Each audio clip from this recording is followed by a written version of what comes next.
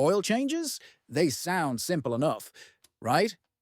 Drain the old stuff, pour in the new, tighten the filter, and drive off feeling like your engine just got a fresh start. But here's a surprising truth that even seasoned drivers overlook. Many engine failures begin right after an oil change. Yes, right after the moment you think you've done everything right.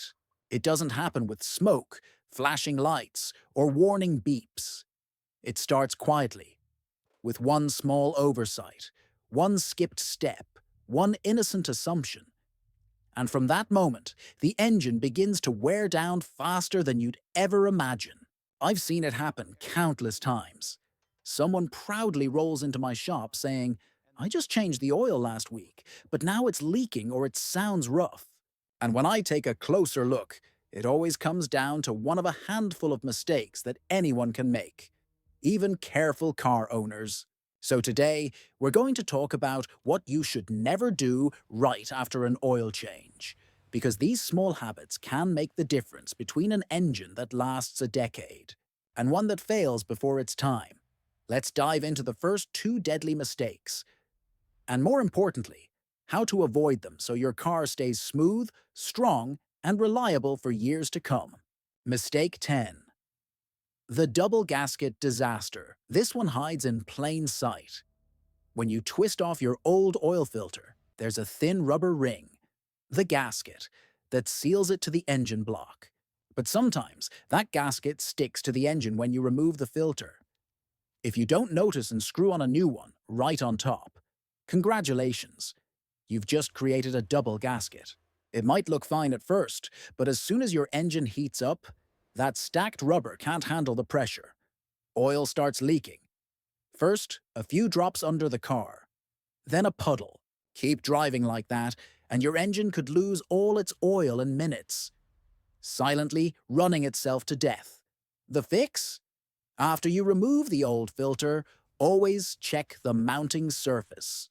Wipe it clean. Run your finger around the edge. You'll feel right away if an old gasket is still stuck there. It's a 5-second step that can save you thousands of dollars and an engine rebuild you never saw coming. And if you've ever noticed tiny oil spots under your car after an oil change, don't ignore them.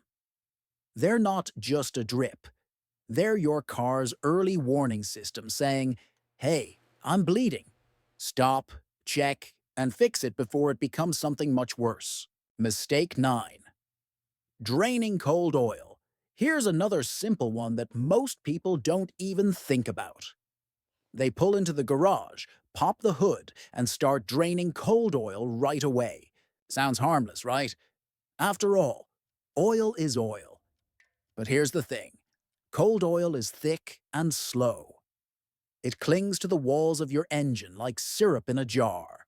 When you drain it cold, a surprising amount of old, dirty oil stays trapped inside, especially in those tight spots deep within the crankcase. So when you pour in new oil, you're not really starting fresh. You're just mixing clean oil with contaminated leftovers. And that means the new oil loses its purity and protective strength almost immediately. It's like cleaning a pot without rinsing it first. The residue just keeps circling around. The right way? Before changing the oil, let the engine run for about 5 minutes. You don't need to drive anywhere. Just let it idle until it's warm to the touch. Warm oil flows faster and carries out all that old sludge with it, giving your engine a true flush instead of a half-clean job. You'll notice the difference instantly. The stream that comes out will look darker, smoother, and more complete. It's one of those small, patient steps that separates careless maintenance from smart professional-level care. Mistake 8. The overfill. Catastrophe. Here's a mistake that feels safe, until it isn't. Some people think adding a little extra oil, just in case, is smart. More oil, more protection, right? But in reality, too much oil can destroy your engine faster than too little. Here's why. When your oil level rises above the safe mark, the crankshaft, that fast-spinning rod at the bottom of your engine, begins whipping the oil into foam. And foamy oil doesn't lubricate. It can't build pressure. It leaves tiny air pockets between metal parts that should be fully coated in oil. That means your bearings, pistons, and valves are rubbing dry, even though the dipstick still reads full. Soon enough, seals burst, leaks appear, and the pressure light flashes on. By that point, the damage is already happening deep inside. The fix is simple. Add slowly, check often. Pour a small amount, then pull out the dipstick, wipe it clean, and check again. Always park on level ground before measuring. Even a slight slope can throw off your reading. Keep the level between the two marks, never above the upper line. Precision is everything. Your engine isn't guessing. It's designed to run with exactly the right amount of oil. No more, no less. And remember, too much oil doesn't just waste money. It can cost you an entire engine. Mistake 7. The forgotten final check. This one happens when people finish an oil change and say, "All done." But there's one final step most forget, and it's one of the most important. After you've drained the old oil, installed the filter, and refilled the new oil, you must start your engine and let it run for about a minute. Then shut it off and wait a few moments. Now check your dipstick again. Why? Because that new oil has just circulated through the engine and filled your oil filter for the first time. When you first pour it in, the level looks perfect. But once the filter soaks up a bit, the oil level naturally drops. If you don't recheck, you could be driving slightly underfilled. And that small shortage means less pressure, more friction, and faster wear. That 1-minute idle also reveals leaks before they become disasters. Maybe the drain bolt isn't fully tight. Maybe the filter isn't sealed right. If anything's wrong, you'll see it or smell it before it becomes a bigger mess on the road. It's a simple, final double check. But it separates the careful drivers from the unlucky ones who end up calling for a tow truck. So next time you finish changing your oil, don't rush to put the tools away. Run the engine, let it settle, and check that dipstick one more time. Mistake 6. The dry filter start. Here's a quiet engine killer that hardly anyone talks about. Starting your engine with a completely dry oil filter. Think about it. When you install a brand new filter, it's empty. Then you start your car, and for those first few seconds, the engine is spinning before oil has fully filled that filter and built pressure. That brief moment, even just 2 or 3 seconds, is called a dry start. Now, one dry start won't instantly destroy your engine, but over time it adds up. Every dry start means a few seconds of metal-on-metal contact without a protective film of oil. Multiply that by dozens of oil changes, and you've just shaved years off your engine's life. The fix is easy. Before installing the new filter, pour a bit of clean oil into it. You don't have to fill it to the top, just enough to soak the filter material. Then, take a drop of that same oil and rub it around the rubber gasket on top. That simple move ensures your engine builds oil pressure instantly the next time you start it, and the gasket seals perfectly. Yes, it's a little messy. You might get a drop or two of oil on your hands, but it's far cheaper than a new engine down the line. Every mechanic worth their salt does this. And now, you will too. It's a small habit that tells your engine, "Don't worry, I've got your back." Mistake 5. Forgetting to lubricate the O-ring. Now this one seems tiny, almost too small to matter, but it's one of the most common reasons people see oil leaks right after a fresh change. Every oil filter has a rubber O-ring, that circular seal between the filter and your engine block. Its job is simple. Keep the oil in and everything else out. But here's the problem. If you install that filter with a dry O-ring, you're inviting trouble. When you twist it on dry, the rubber grips the metal, twists, and can even tear without you noticing. It might seal for a few days, but once the engine heats up and pressure rises, that tiny tear can open up, and suddenly you're watching your hard work drip onto the driveway.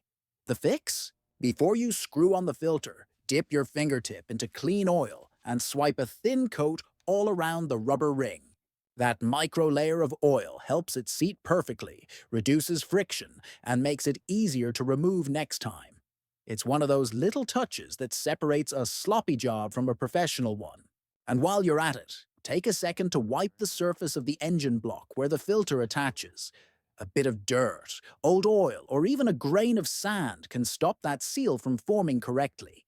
I've had cars come in with owners swearing the filter was bad, but when I checked, it was simply a dry, unlubricated ring. A 5-second habit that could have saved them hours of cleanup and repair. Mistake 4. The over-tightened drain bolt. The Hulk mistake. Tightening the drain plug, like it's holding the whole engine together. I've seen it so many times, and it always ends the same way. Stripped threads, cracked pans, or even snapped bolts. It's easy to understand why it happens. People think, if I tighten it harder, it won't leak. But that's not how it works. The seal doesn't come from force. It comes from the soft washer or gasket under the bolt. Once that gasket is crushed properly, any extra force just damages the threads and the pan. And when that happens, oil starts to seep through those stripped threads, or worse. You can't remove the bolt next time without tearing the whole pan off. That's when a $5 bolt becomes a $500 repair. The smart move? Use a torque wrench if you have one. Most cars only need about 20, 30 foot-pounds of pressure. That's snug, not strained. If you're working by feel, tighten it until it's seated, then give it just a slight extra twist. About a quarter turn.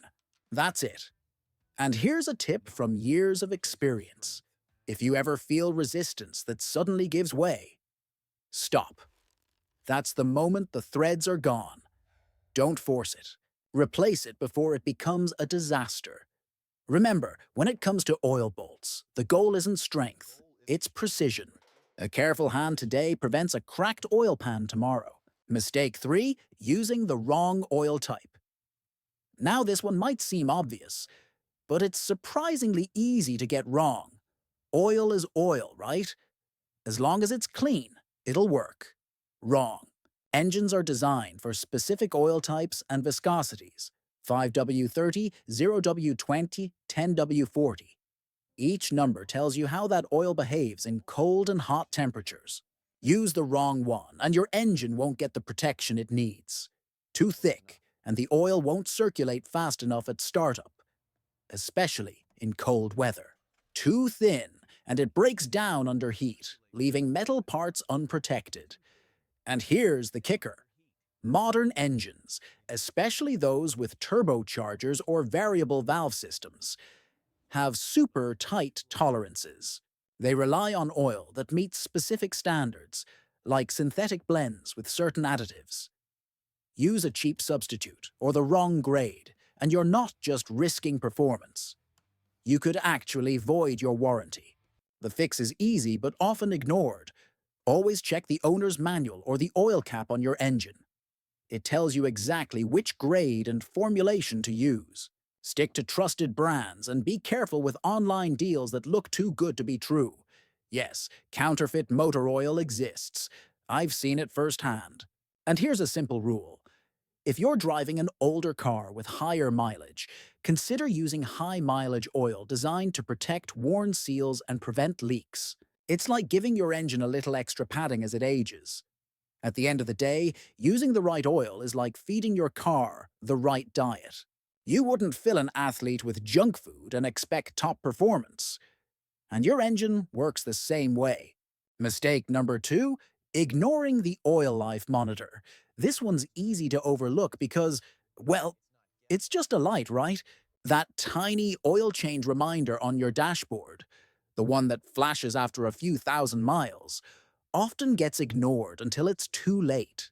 But here's what most drivers don't realize. That little icon isn't just a timer. It's part of your car's onboard brain. Modern cars use sensors that track temperature, driving habits, and engine load to calculate how long your oil can actually last. So when that light comes on, it's not guessing. It's telling you the oil has reached its limit.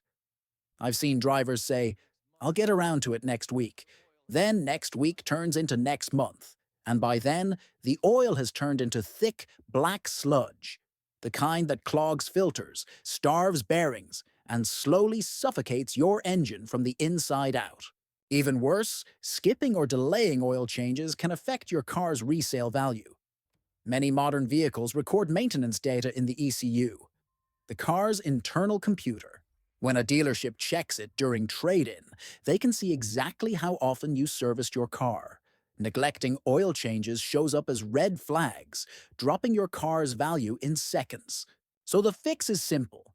Respect the light. When it says, "It's time," it's time.